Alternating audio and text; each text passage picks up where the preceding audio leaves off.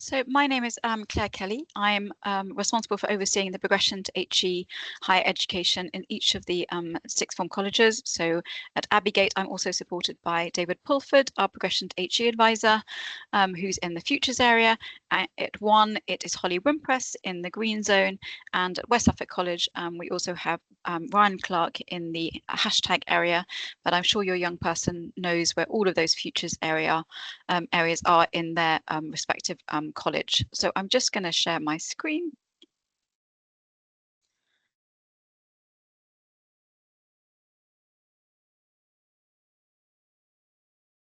And just to start by giving you a snapshot of just the range of higher education, so universities and higher education providers, to which the students at the three colleges go. This happens to be one, but you'll see that range reflected across each of the three colleges. And we also have been very successful with Oxbridge offers, so that's Oxford and Cambridge, not only at Abbeygate and One, where we had 7 and 6 offers this year respectively, but also at West Suffolk College.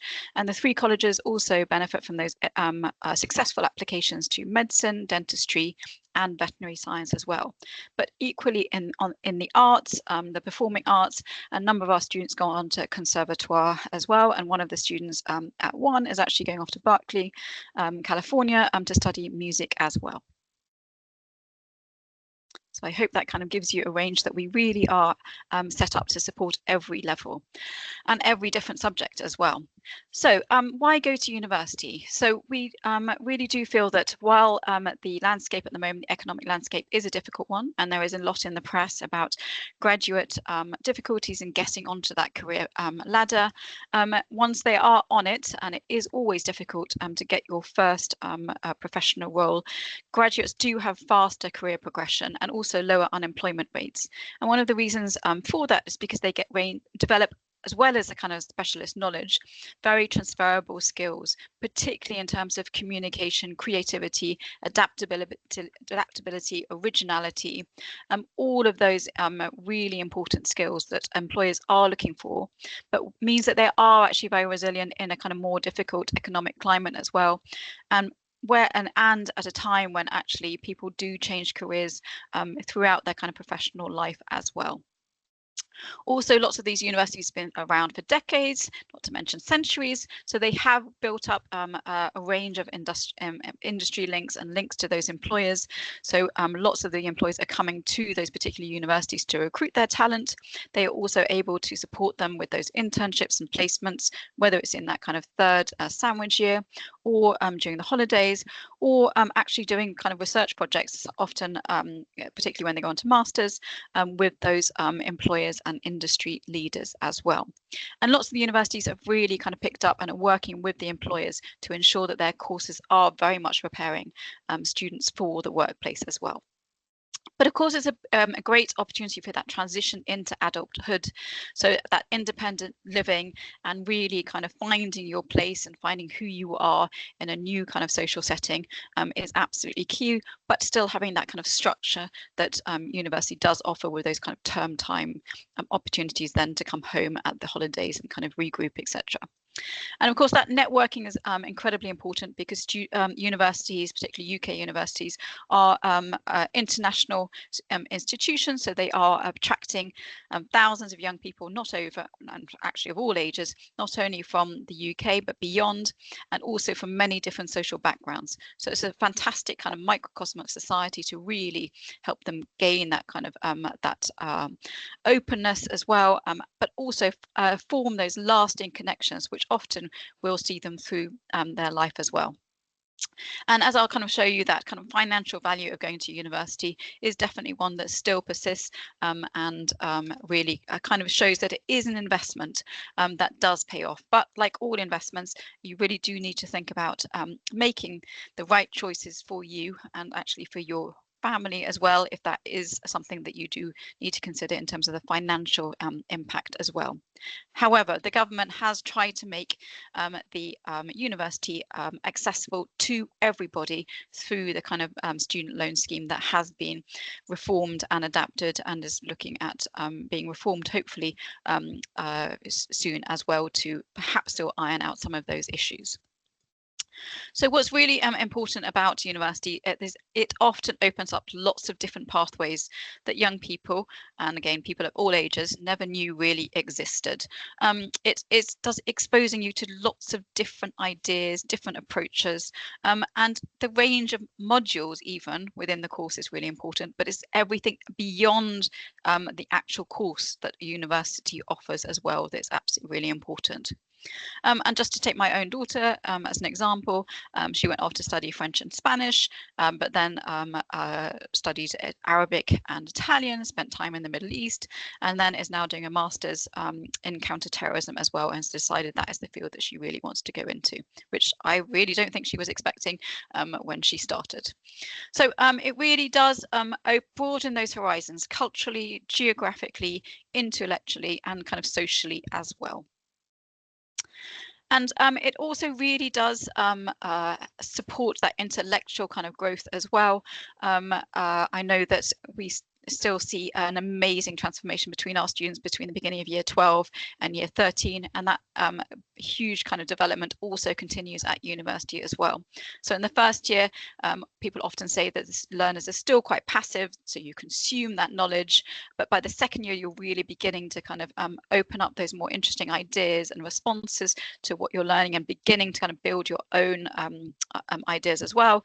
And in the third year, the kind of dissertation project, the ultimate project, is a real chance to absolutely develop something really that could be industry relevant as well. So it's a great kind of platform into a particular career area, but it's also to show off all those research skills, communication skills, and those particular specialist kind of knowledge skills as well that are so important in supporting young people in developing their careers long term. So there are still lots of myths and stereotypes around, and reasons why people say that university might not be for them. Yes, absolutely, there is the financial aspect, and we will be looking at that. There is a lot of press at the moment that they won't be getting a job. However, we would like to challenge that as well. And of course, there is the aspect that every day's a party, or it's all work, work, work. But what's really important is that young people are having that opportunity to actually find that balance and that kind of take on that responsibility. And yes, the first term might be hard because they're homesick, or they're partying a lot and they succumb to freshers' flu. But by the time they get to the third year, they really have hopefully instilled all of those kind of really professional routines that will then set them up very well to succeed into that first professional and adulthood as well. And what's really important is also they don't necessarily need to know what career they want to go into before they start their career. So as we will see, there are lots of different opportunities and lots of different courses out there.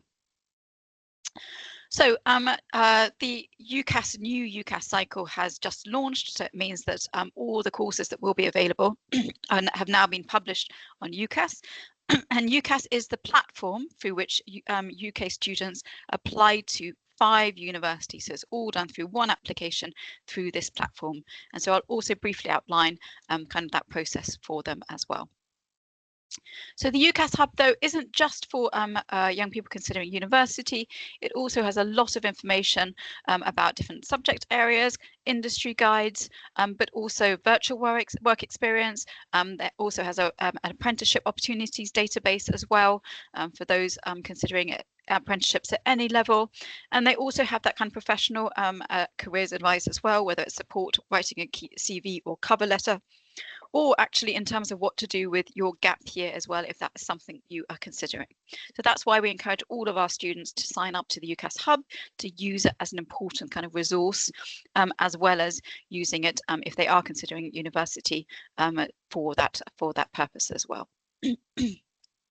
So the summer term is when we really kind of focus their attention on their progression pathways, as you know, and it's also following the mocks or kind of a certain number of units already having been completed in the vocational courses that teachers will be speaking to students about their predicted grades. So their predicted application grades are slightly more positive than their working at grades. The working at grades, we would say, is very much more the realistic expectation of what they will achieve, but the predicted grade is, if everything goes right on the day and if that trajectory is very much maintained, then that is key. There is, however, an opportunity if students do make an amazing kind of improvement over the summer, for example, and come back absolutely flying, there is that opportunity to review their predictions in September and in exceptional circumstances up until the moment when they will be applying. But however, we would need to really see some very concrete evidence to show that that initial predicted grade was erroneous. So September and October is when most of the students will be absolutely polishing up their UCAS applications and really kind of fine-tuning their personal statements, and we will be providing lots of support on that, and we have resources as well as kind of subject-specific advice on those personal statements. So that is very much kind of focused in September and October, although all of that is still available this summer term as well for those students who would like to get ahead over the summer. So the first deadline, if they are applying for Oxford, Cambridge, dentistry or vet med or medicine, is the 15th of October. So we always have a slightly earlier internal deadline because we then check all the applications and make sure they're absolutely perfect, or ask the students to kind of amend things before they get sent off. So that internal deadline we do encourage students to respect, because it's absolutely in their interest for us to be able to make sure any of those mistakes are corrected before they go off. But any application that is then received by us by the 27th of November is guaranteed then to go into the UCAS equal consideration deadline, which is the 13th of January. And that equal consideration deadline means that any application received by UCAS by that date, the universities will consider the application on merit alone and not on when the application was received. And then universities are quite prompt in giving back their decisions, but some of the more competitive universities might still wait until most of their applications are in, and might still not be giving out their decisions until March or April as well. So let's kind of now turn to the financial question. So the average full-time salary for non-graduates in the 2025 was around 30,500, but the average full-time salary of graduates was still £42,000, and we absolutely recognise that graduate gap has been reducing in that economic kind of landscape. However, it is still definitely there, and I would suggest even significant. And while we might kind of see lots in the press about the unemployment difficulties for lots of graduates, 87.7% of work age graduates were in employment in 2023. And that does compare to 69.7% of non-graduates. And we absolutely want us young people to have fulfilling, enriching careers as well. And that might come with kind of a more high-skilled employment. And with that kind of graduate kind of foundation, 67% of graduates in high-skilled employment in 2023, and that compares to 23.7% of non-graduates. So that kind of sense of value, not just financial, but in terms of enrichment, is also of value to consider. So as I said, the student loan system is designed to make university affordable to all.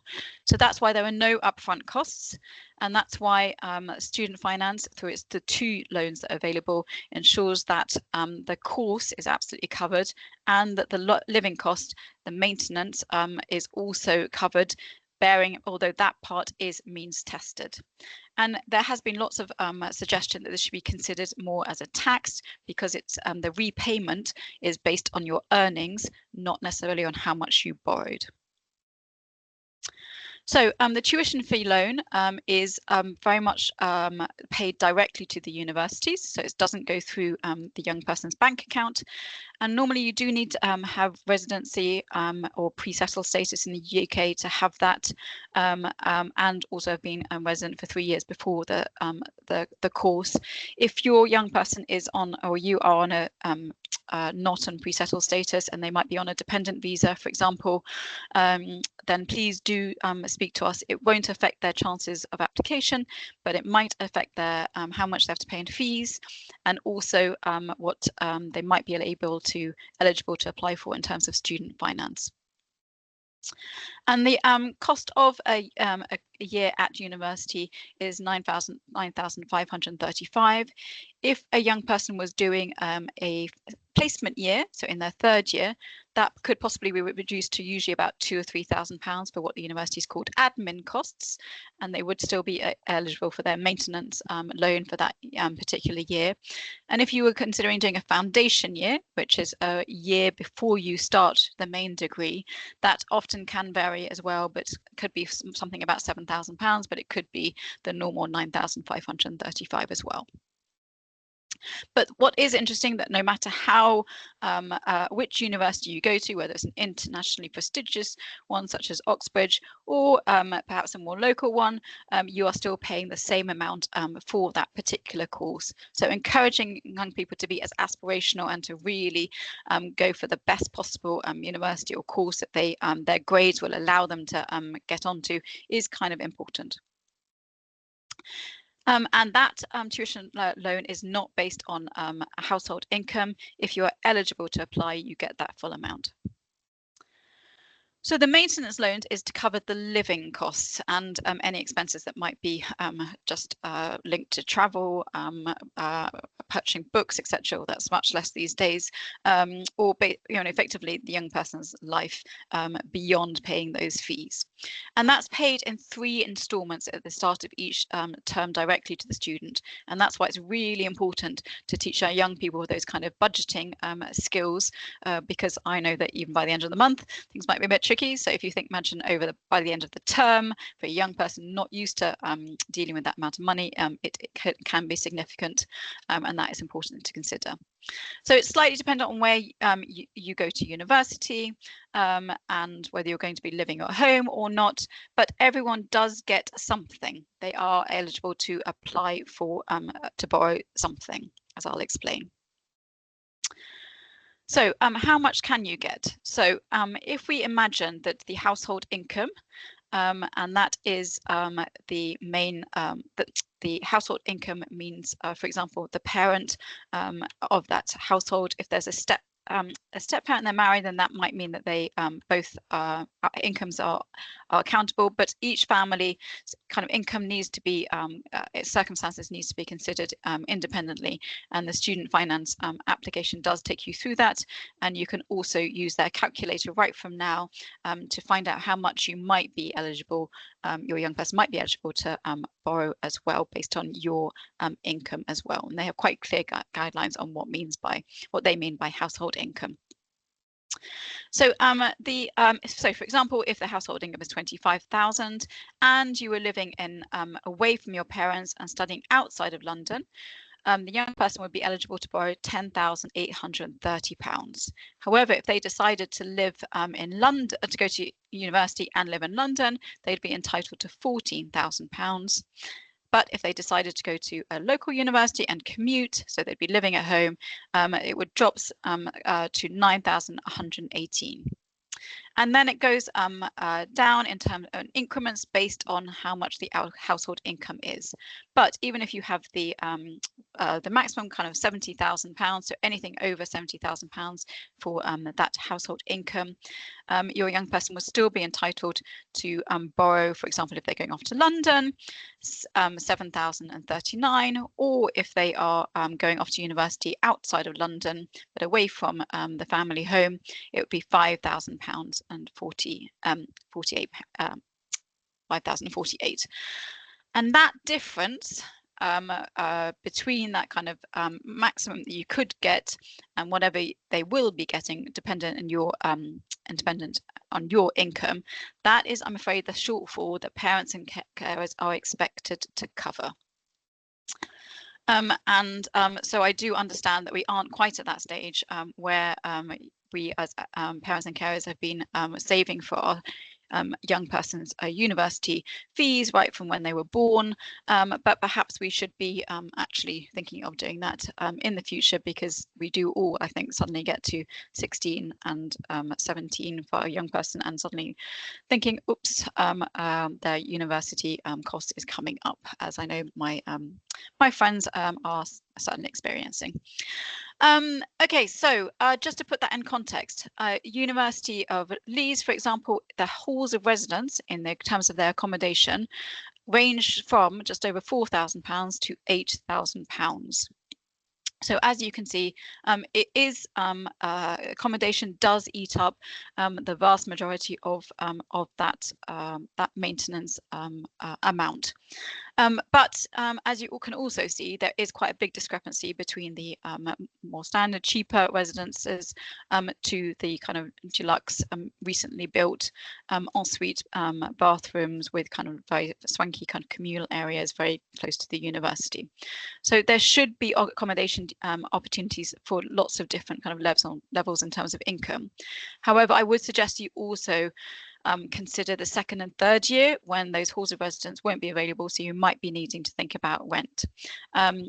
We absolutely shouldn't be expecting young people to be deciding on university in terms of those accommodation costs, but I do feel I should highlight that perhaps Bristol and Edinburgh do have more expensive accommodation costs in second and third year due to rents, whereas Sheffield, where there's a glut of student accommodation, for example, it might still be cheaper. So if that is a consideration, you might like to ask and investigate those second and third year kind of costs as well. So in terms of paying back that student loan, so that only starts being paid back in the April after graduation, and only when the young person earns over £25,000. I know there has been a lot in the press recently about the student debt being racked up even when people are paying back over the year, but I would just stress that that was Plan 2. Where it was RPI plus a certain amount of interest on top, whereas that has been reformed since. And so your young person will be going off to university on a Plan 5 loan, which is just RPI. So it is the value of money and it's based on inflation. So at that point, when you are now earning over £25,000, you're paying 9% of your gross earnings into paying back your student loan. And just to remind you that it does not, the amount you borrow, so if you have to borrow the maximum, it does not affect how much you are paying back monthly. So much of this is covered far more in our student finance talks in January and March, because students don't apply to the for student finance until after they've kind of put in their application and started getting back their offers, with a kind of beginning of May deadline just before they go off to university.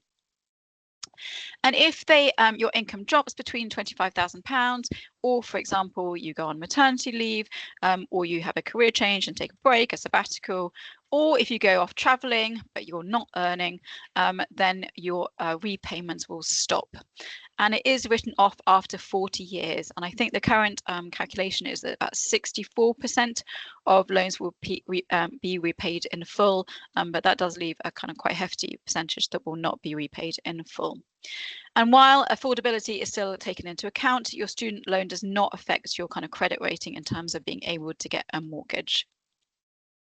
So if you were to think of it as a tax, then on average is about 3.27% of your total lifetime earnings will go towards repaying your student loan.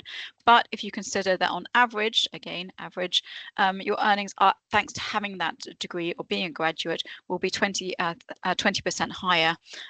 That is significant, and the Institute for Fiscal Studies did in 2020 expect 75% of people to have a positive financial gain from HE. And I think it's something like 6% of people, only 6% of people, who feel that they did not, that they absolutely regretted that university spending that money on their university education. So just to give a sense of how much that 9% are over your £25,000 is, if, for example, you are on £30,000, and so your gross monthly income before tax was £2,500, you'd be paying back £37.50. And if you were on £50,000, which may well be thanks to the fact that you had that degree in the first place, your monthly repayment is £187.50. And Martin Lewis, I think, has said that because it's RPI, actually you shouldn't really be thinking about paying back at a faster rate unless you are going to be a higher earner, very much a higher earner. So as I said, the accommodation does eat up a huge amount. So if you do need to kind of find that extra, then of course through gap year, saving up money before you go is a good way of creating that buffer. But part-time work, a huge percentage of students now work. I know that even many years ago, I worked 1.5 days a week and all the summer and all the university holidays. And that really did give me a boost in terms of that professional experience that I had when I then left university. And also the one thing to consider, though, that I think 17 hours a week is considered very much the cutoff, and anything more than that does affect your class of degree at the end of it. So there are a number of bursaries that universities now automatically award if you are from a low income family, and often you don't even have to apply for that. That will be just done on your financial declaration in your student finance application. Admittedly, it might just be £5,000 to £1,000, but that really can actually be quite important. And then on the UCAS website and on the individual university websites, you also have further information about any grants, scholarships, or other bursaries that are available. And of course, we absolutely encourage students to take out their student bank account, not only for the perks, but also for that interest-free overdraft as well. So I hope that kind of covers some of the financial side of it. And now, hopefully, if you are thinking that your young person might like to go off to university and it is achievable, then what might they like to study? And there really is something for everybody. And we absolutely have a guide on how to choose your course, but I'm just quickly going to run through some of these kind of things that they might like to consider. So I hope that gives you a sense just on the screen of the different opportunities that are available out there. The BA, the BSc and the LLB and the BEng is just because of the sector. So Bachelor of Arts, Bachelor of Science, Bachelor of Engineering, or an LLB is the law. It's very much the different sector. They are all of the same value. They are all undergraduate degrees. And just to kind of highlight the and is when the two subjects are given equal weighting, whereas the with is when one of the subjects, for example, physics with astrophysics, the with means that might have less teaching time or less kind of credits weighting in terms of that dual kind of honours as well.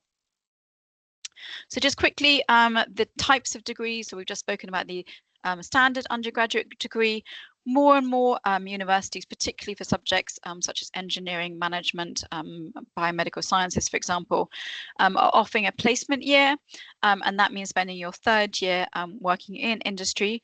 Often the university will support you in finding that placement, although I think some of them do encourage you to go off and find it yourself, but they will absolutely support you, and they are, if they're advertising that sandwich course, then they are absolutely geared up to helping you secure that. The integrated masters means that you're applying kind of at that undergraduate level at 18. However, you're committing to that 4-year course as well. And I would just point out at the moment as well, a Scottish university might offer a master's at the undergraduate level, but it's actually a normal BA. It's just that they call it an MA. So, but it is a 4-year course, and the reason for that is because of the hires in Scotland are less kind of specialist in depth. And so that first year that they might be spending in Scottish university might be perhaps less specialised than you might find in a British university as well. And then a degree apprenticeship, please do look at the talk that we have on apprenticeships and degree apprenticeships. So with Erasmus coming back, then many more universities might be offering that year abroad in European universities, but already you can apply for a degree with a year abroad. For example, if you're doing film at Newcastle, you might spend the year in Australia, for example. The joint honours degree is what I've just explained, the and the with. so 2 subjects, although there are kind of liberal arts courses, for example, where you can effectively choose your different units from across the kind of different disciplines. And I think for social sciences as well, that's now kind of increasingly becoming far more popular.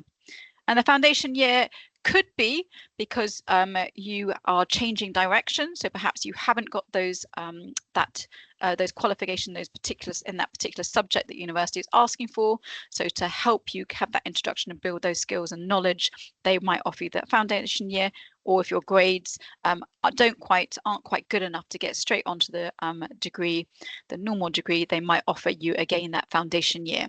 So that does have a financial implication, of course, because it means that your study will be 4 rather than 3 years, and it might also impact if you then want to go on to a 4-year course after your foundation, because the student loan for the undergraduate course is very much for the 4-year, although it can absolutely include the foundation year. And a top-up degree is if you're doing a level 5 qualification, such as a higher national diploma, such as that offered by our University and Professional Development Studies in Bury St Edmunds. But you can then do that top-up to progress to a full bachelor's degree as well.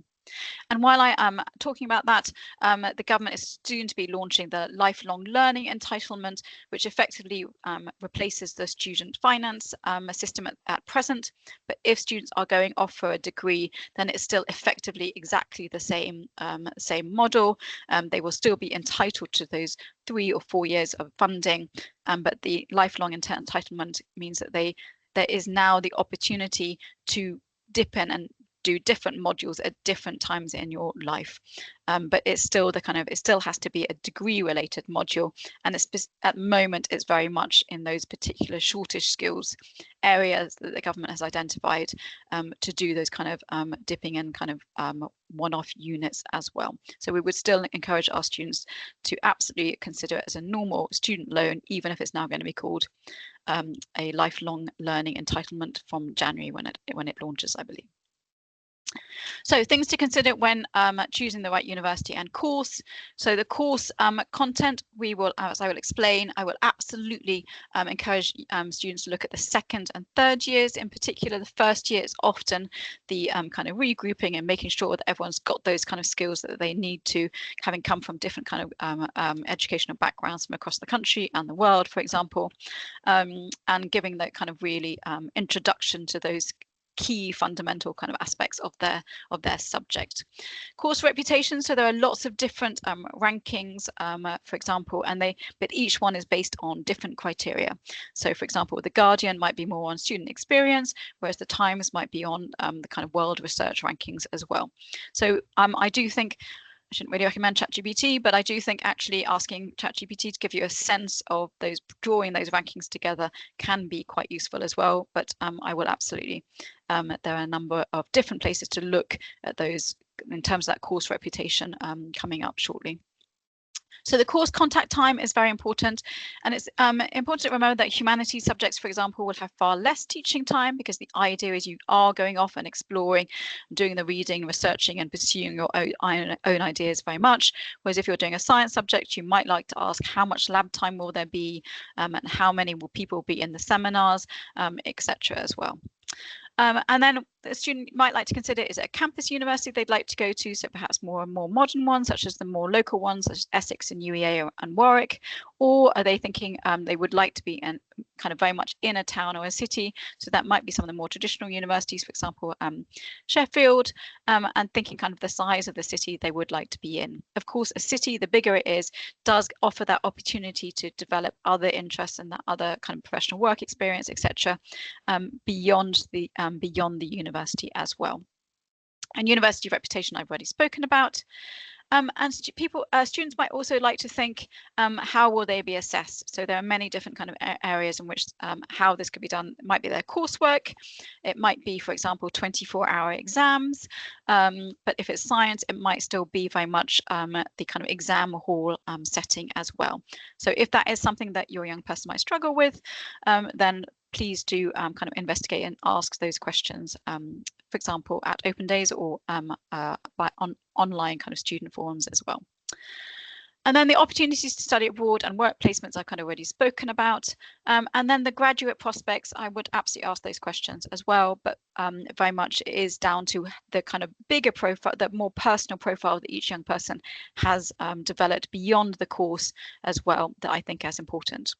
And we know that there is very much a trend, increasing trend for young people to commute to university, whether that's kind of from COVID or kind of financial implications is yet to really become clear. But I think it's about 30% now of young people are considering commute, so staying at home and commuting to university. And universities are now providing great opportunities for young people to still have that university experience, even if they are kind of commuting. So if your young person's really kind of struggling to decide what do I want to do, then really start with their initial subjects. What have they enjoyed within their particular subjects, and really highlight those, and that will encourage them. But we absolutely have our Progression HE and careers advisors who can have those kind of one-to-one personal conversations to try and draw out their particular kind of interests as well. And as I've said, the kind of modules looking at the second year and third years are really important as well. And as I've said, you don't really need to know what you might like to do. We know that the job market is fast evolving, but this is just a snapshot in terms of humanities and arts graduates from one particular university from September. Just happened to be my daughter's friends, and it kind of gives you a sense that there are jobs out there. And in a range of kind of sectors that you might not associate with their initial kind of subjects that they had chosen as well. And I did think it was a bit of an urban myth that Goldman Sachs is no longer maybe just looking for economics graduates or finance graduates, and they were looking for philosophy graduates. And then I heard a major AI marketing firm the other day said their latest recruit was a philosophy graduate from Exeter. And I know that, for example, the chief executive of Anthropic, I believe, is an English literature graduate as well. So the career paths very much kind of unexpected often compared to what you might have chosen to study. So choosing something that you really still enjoy really does have value. So as I said, there are a number of kind of places that young people can kind of look at to decide which university course or which university might be best for them if they are looking at terms of their kind of reputation as well. But there are kind of quizzes as well out there, including on the UCAS Hub, to help you kind of think about what you enjoy and what you might be interested in. But what's really important for also just to underline that the degree isn't everything, and increasingly, of course, the employers are looking for what you're doing beyond your degree. And university, again, provides all of those kind of wider opportunities, whether it's the different societies, the volunteering, the chance to do kind of even national kind of level sports, for example, and all of those kind of networking in terms of those meeting those employers is absolutely key. And what you do in your summer holidays, and it is those extended holidays that does offer that kind of wonderful, fantastic opportunity to work in those, do those placements, that work experience, etc., or that volunteering is absolutely key. And remember, it doesn't have to be one of these fancy schemes in London that advertised. It could be in your local company, and actually you might learn more about a particular business or kind of working practices from a smaller company where everyone is having to do a little bit of everything as well. So, of course, entry requirements very much may kind of restrict the level of university to which you might like to apply, and also reflect perhaps the value of the course that you will be doing as well. So, in general, the more competitive, so the higher level of A-levels or qualifications that is expected in order for an offer means the more competitive and more valued the course is. We should absolutely look at which subjects might be required, and that's really important for economics, for example, or computer science, even some psychology courses, and particularly for some engineering courses as well. So do look at those required subjects. Particularly, you haven't got your GCSE maths and English, for example, teaching, and nursing, you know, they do require those particular GCSE qualifications as well. As we know that most universities now accept the vocational qualifications, but there are still a kind of minority, the very most competitive, which are still a little bit snooty about it. But absolutely, if you are doing vocational courses, university is as much open to you as to others, as long as you are achieving, again, those the very best possible grades that you are capable of doing. So many universities might kind of say that they want actual grades, such as this one, BBB, or they might be saying they want tariff points. The more competitive they are, the more likely they are to actually be precise about which grades they might want, but that does not mean that they are not accepting the BTECs. So if you just look onto their entry requirements, they'll give you the equivalent in terms of what they are expecting in terms of those vocational grades as well. So to give you a sense of whether a course is accessible to you, UCAS, yes, each university says what their typical offer is, but if you go onto the UCAS page for that particular course and scroll right down to the bottom, you will also see what the most common grades are for that particular course as well. So that's a much more realistic look at what you might be achievable in terms of your likelihood to get an offer from that university. So for example, this is management at Loughborough, 3 years full-time, and the most common was BBB, but we see someone had started AA, but someone was let in, or some people were let in with a BBC, perhaps because they had a contextual offer, which could be because they were free school meals or from a particular postcode area with limited progression to higher education, for example. And that could be one grade less in one subject as well. But if your young person has faced challenges, educational challenges, whether it's kind of mental health and absences or physical health and absences or major family disruption, for example, that might have affected their GCSE results, we would absolutely encourage them to speak to their PPT so that the universities can be aware of their kind of educational journey and consider that in context. It's not a golden ticket to a university place, but hopefully it would mean that any kind of discrepancies could be taken into account, and there might be the chance of a bespoke offer as well. Again, it could just be one grade lower in one subject, but that can often just be enough to give that young person access.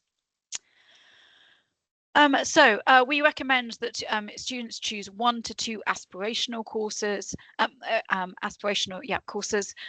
So perhaps slightly above their working at grades and even predicted grades. If they are going for very competitive courses, though, the A stars, 2 A stars and an A, they should be prepared for rejection if they do not have those kind of grades, and then choose 2 to 3 that are in line with their predicted grades, and then 1 to 2, which is an insurance choice that they would still like to go to.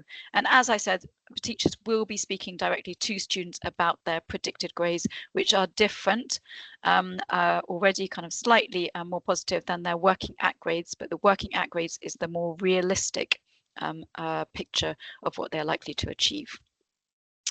So just when I was kind of talking about the UCAS points versus the A-level grades, the UCAS hub, of course, does have a UCAS tariff points calculator. So you can put in what grades you think you're going to get, and they will give you that kind of total as well. And an EPQ often could be, again, 1 grade lower in one subject for an offer as well. And that just kind of gives you a sense that universities are absolutely seeing the equivalence across the kind of A levels and those vocational courses as well. And just in terms of kind of going back to that deadline and what students now need to kind of be thinking of, the art colleges and conservatoires, so conservatoires have a slightly earlier deadline, big music ones, because of those auditions that need to take place, but they can still alongside that do their 5 UCAS university applications. And if they are thinking of applying on art or performing arts and dance, they really should be thinking over the summer, preparing those portfolios so they're ready to upload when they're asked, or called for interview, or uploading those kind of audition videos as and when they are needed as well. So open days are a great way to kind of discover a bit more about the universities and very much about the course as well. So if you are unsure about the kind of course content, then going to an open day is absolutely key. Although you don't have to travel all over the country, really just choosing kind of a couple, I think, is enough just to get a sense. And remember that it is only 10 weeks in each term that you would be spending there as well. So it doesn't have to be the be all and end all, the most glamorous kind of destination.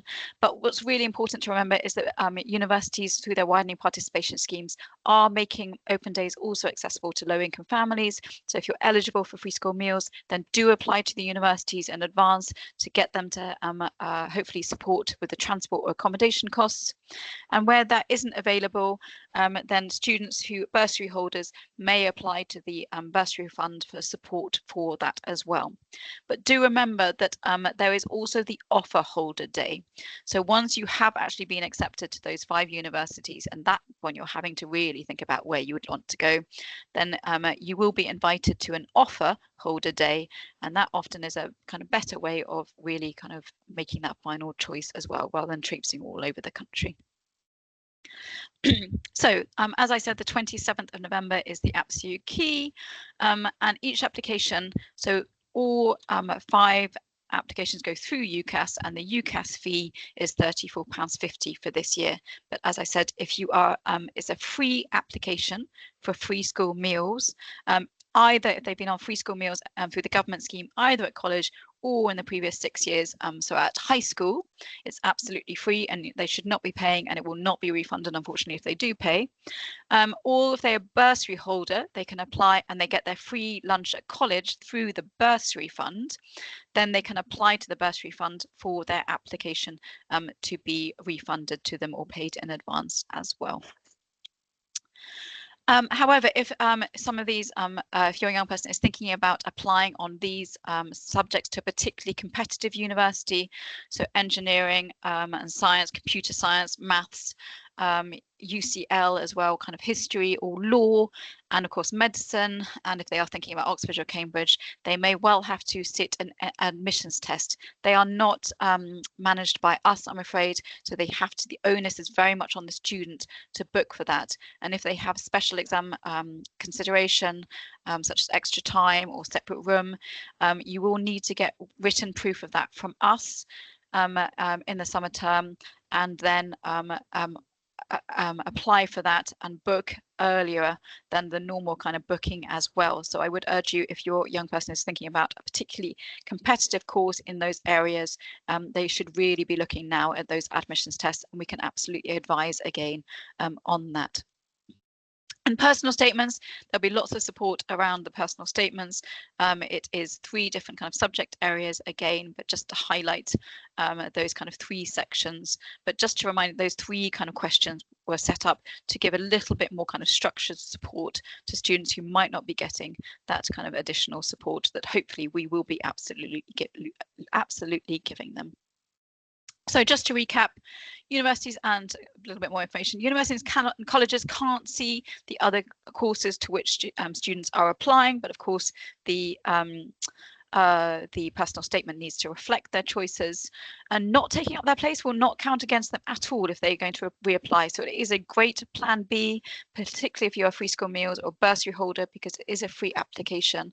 Up to 5 choices, and they might be eligible for contextual offer, but we absolutely should encourage them to talk to us about any extenuating circumstances as well. And the fee is nearly £35.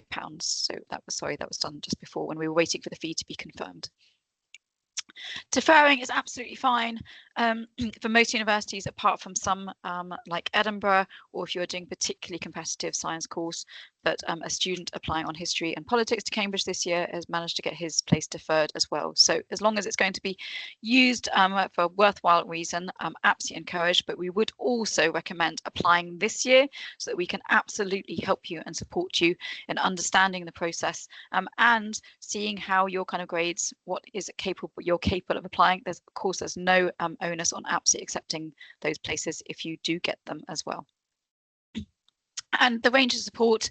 So we absolutely pride ourselves on impartial advice, but personalised to your young person's particular interests and kind of academic achievement as well. So the one-to-one appointments, absolutely, or drop in at any point and see Holly as well for particular questions. As we know, many of the departments, and we also have been organising university trips throughout the year. And the personal statements, we absolutely are very happy to review personal statements, and teachers are as well, but the students do need to be proactive in terms of asking for that support as well. And the student finance information, there will be far more of that, but principally in that spring term, because the autumn term is when we're absolutely focused on perfecting those applications as well. And then finally, clearing and extra, UCAS extra is another opportunity to revisit perhaps some of your choices if they weren't successful, or upgrade as well in terms of those university choices as well, because through clearing, quite a number of kind of very attractive courses do become available. So it is a chance to upgrade if you weren't perhaps ambitious enough the first time round. And a number of guides. Hopefully, if you saw Futures Fortnightly in the beginning of May, there were links to all of these different guides, and we do try to support at every different step of the UCAS journey. So I apologise, that was quite long, but I hope it did cover what you need to know to support your young person in deciding whether they want to go to university and making the best possible choice in terms of the course and university as well. But please do reach out to me if you would like any further information or you do have any concerns at all.